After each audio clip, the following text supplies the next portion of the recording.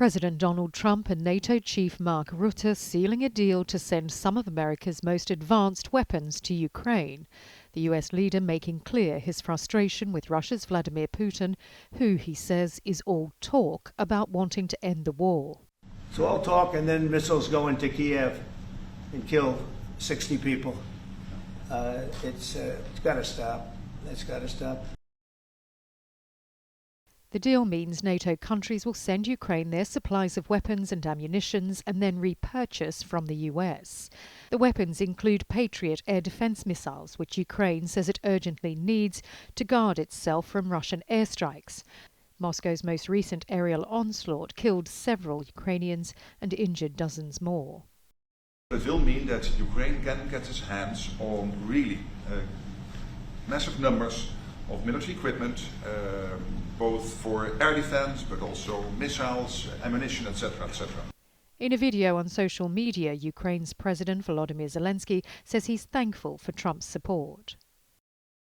I am grateful to the United States, Germany and Norway for a new decision on Patriots for Ukraine.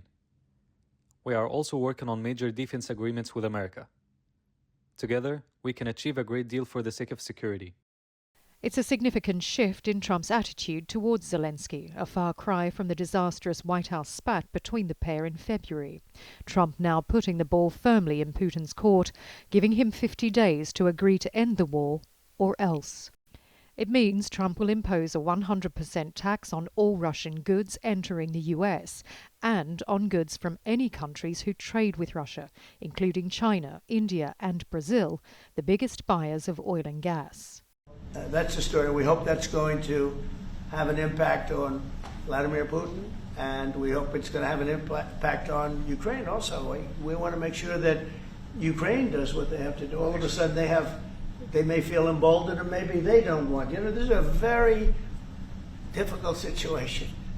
President Trump says he'll give Vladimir Putin 50 days to agree to end the war with Ukraine, but it remains to be seen what happens when that deadline expires and those tariffs are imposed. It also remains to be seen whether President Putin will be influenced by the threats emanating from the White House. Selena Downs, TRT World, Washington.